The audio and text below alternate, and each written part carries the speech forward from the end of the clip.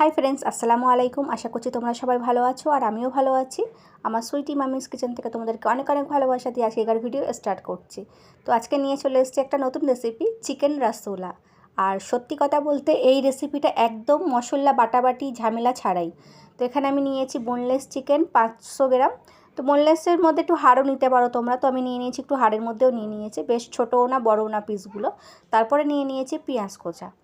তো এখানে পেঁয়াজের পরিমাণটা একটু বেশি দেবে। তারপরে আমি দিয়েছি কাঁচা লঙ্কা চিরা, 4টে মতো আমি দিয়েছি কাঁচা লঙ্কা। তারপরে দিয়েছি রসুন কুচি, তারপরে দিয়েছি আদা কুচি, তারপরে দিয়েছি 2টো তেজপাতা কেটে দিয়েছি। তারপরে দিয়েছি ঝাল, আর ঝালের পরিমাণটা একটু কম দেবেন যেহেতু আমি কাঁচা লঙ্কাও অ্যাড করেছি। তারপরে দিয়েছি লবণ, তারপরে দিয়েছি আমি টক দই। তো টক দইয়ের পরিমাণটা একটু বেশি দেবে। তারপরে আমি এখানে দিয়েছি রেপসির তেল। তো রেপসির তেল তোমরা যদি না দিতে চাও তাহলে তোমরা ঘিও দিতে পারো। তো আমি এখানে রেপসির তেলই দিয়েছি। দিয়ে এবার এটাকে ভালোভাবে ম্যারিনেট করব। ম্যারিনেট করে রাখার পর 5 মিনিট 10 মিনিট রেখে দেবো। রাখার পরে তোমরা দেখতে পাচ্ছ খুব সুন্দর ম্যারিনেটটা হয়েছে, এখানে দেখেই বোঝা যাচ্ছে।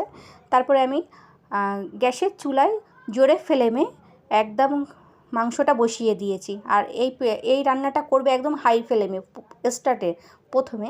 তারপরে আমি দিয়েছি ঢাকনা চাপা দিয়েছি। ঢাকনা চাপা দেওয়ার পরে তারপরে কিন্তু আমি কোনো পানি অ্যাড করিনি। তারপরে বেশ দেখতে পাচ্ছ খুব সুন্দর পানিটা কিন্তু ছেড়েছে। তারপরে এইভাবে কুকিং 8%-এর কাছাকাছি মাংসটা রান্না হয়ে গেলে তারপরে তোমরা দেবে একটু চিনি দিয়ে দেবে স্বাদ মতো। তো এখানে চিনিটা দিয়ে বেশ আমি ভালোভাবে নাড়াচাড়া করে নিচ্ছি। দুহাত ভালো করে নাড়াচাড়া করে তারপরে ফের 5 মিনিট মতো একটু ধিমা আঁচে রেখে দেবো ঢাকনা চাপা দিয়ে।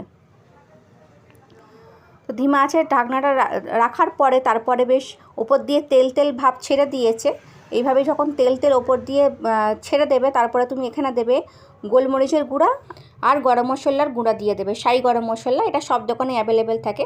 তো 2টো গুঁড়া দিয়ে দেওয়ার পরে আমি ভালোভাবে ফের নাড়াচাড়া করে নিচ্ছি। তারপরে ফের 5 মিনিট মতো আমি ধিমা আঁচে ঢাকনা দিয়ে মাংসটাকে রান্না করব। তো 5 মিনিট পরে খুলে দেখি আমার চিকেন রসগোল্লা একদম রেডি হয়ে গেছে, একদম মশলা বাটাবাটি ঝামেলা ছাড়াই। তো তোমরাও এটা বাড়িতে ঝটপট করে নিতে পারো, অবশ্যই দুপুরবেলাও একদম গরম ভাতের সঙ্গে খুব ভালো লাগবে। তো ফ্রেন্ডস, আশা করছি তোমাদের এই রেসিপিটা খুব ভালো লেগেছে, আমার এই ছোট্ট রেসিপিটা। আর তোমরা কোন কোন রেসিপি দেখতে চাও অবশ্যই আমার কমেন্টে জানাবে, তাহলে আমি কমেন্ট দেখেই তোমাদের পছন্দ মতো রেসিপি তোমাদের সঙ্গে শেয়ার করব। তো আশা করছি ফ্রেন্ডস আমার এই রেসিপিটা তোমাদের অনেক ভালো লেগেছে। আর ভালো লেগে থাকলে আমার চ্যানেলকে সাবস্ক্রাইব করবেন, লাইক করবেন, শেয়ার করবেন। আর ভালো থাকবেন।